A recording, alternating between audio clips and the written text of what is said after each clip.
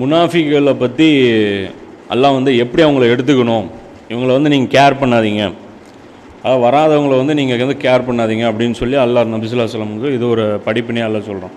அப்போ இதெல்லாம் வந்து இந்த அகல் போருக்கு ஹுதைபியாவுக்கும் நடுவில் இந்த நிகழ்வுகள் வந்து நபி ஸல்லல்லாஹு அலைஹி வஸல்லம் வாழ்க்கையில் வந்து நடக்குது.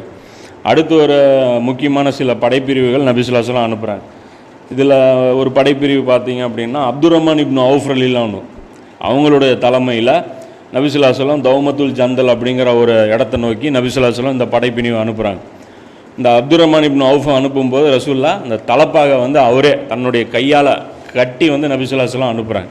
இப்போ அதனால தான் பார்த்தீங்கன்னா இந்த சுன்னத்துல் ஜமாத்தில் தலப்பாக கட்டுறது வந்து சுன்னத்தாக அவங்க வந்து வச்சுருக்காங்க.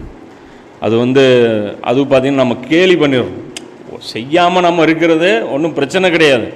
ஆனால் அதை கேலி பண்ணும்போது நபி ஸல்லல்லாஹு அலைஹி வஸல்லம் சுன்னத்தை வந்து நம்ம கேலி பண்ண ஒரு குற்றத்துக்கு ஆளாயிரும். இப்போ அதனால் வந்து அந்த கேலி பண்ணுற விஷயத்தை வந்து நம்ம வந்து செய்யக்கூடாதுங்கிறது இது ஒரு முக்கியமான ஒரு மேட்ரு. அதே மாதிரி இதில் இன்னொரு சிறப்பு இருக்குது அப்துர் ரஹ்மான் இப்னு அவுஃபுக்கு. ரசூல்லா பின்னாடி நின்று தொழுத ஒரே சஹாபி இவர் தான்.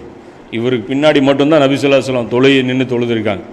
வேறு யாரும் பின்னாடி ரசூல்லா தொழுதே கிடையாது. தொழுகை நடக்குது, அபூபக்கர் தொழுதுட்டுருக்குறாங்க. ஆனால் ரசூல்லா வந்தோடனே அவங்க அப்படியே பேக் ஆயிடுறாங்க. ரசூல்லா நல்லா இருக்கும்போது இவர் பின்னாடி நின்று தொழுகிறாங்க. இது வந்து ரசூல்லா நல்லா இருக்கும்போது இவர் பின்னாடி மட்டும்தான் தொழுதுருக்காங்க. அப்துர் ரஹ்மான் இப்னு அவுஃபுக்கு தான் அந்த சிறப்பு வந்து கிடச்சிருக்கு. அதே மாதிரி இன்னொரு படைப்பிரிவு நபி ஸல்லல்லாஹு அலைஹி வஸல்லம் அனுப்புகிறாங்க. அலி ரலியல்லாஹு தலைமையில் 200 பேர் கொண்ட ஒரு குரூப்பை வந்து நபி ஸல்லல்லாஹு அலைஹி வஸல்லம் அனுப்புகிறாங்க. எங்கே அனுப்புகிறாங்க அப்படின்னா இந்த ஹைபரில் வந்து யூதர்களுக்கு வந்து உதவி செஞ்சாங்க ஒரு கூட்டத்தினர். அப்போ அந்த உதவி செஞ்ச அந்த கிளையினரை நோக்கி அலி ரலியல்லாஹு வந்து ரசூலா அனுப்புகிறாங்க.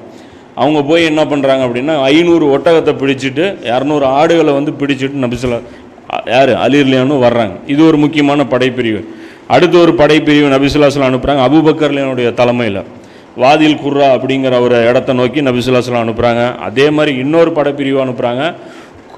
என்ன அப்படின்னா அது ஒரு குர்ஸ் அப்படின்னு சொல்லி ஒரு சம்பவம். அது என்ன நடக்குதுன்னா அந்த ஒட்டகத்தை ரசூல்லாவுடைய ஒட்டக மேய்ப்பாளர் ஒருத்தர் இருக்கிறார்.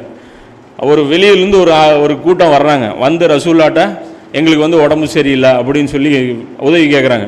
அப்போ ரசூல்லா சொல்கிறாங்க அந்த ஒட்டகத்துடைய பாலையும் சிறுநீரையும் நீங்கள் கலந்து குடிச்சிக்கிங்க அப்படின்னு சொல்லி அவங்களுடைய ஒட்டக இதுக்கு அனுப்புகிறாங்க, அதாவது கொட்டைக்கு அனுப்புகிறாங்க.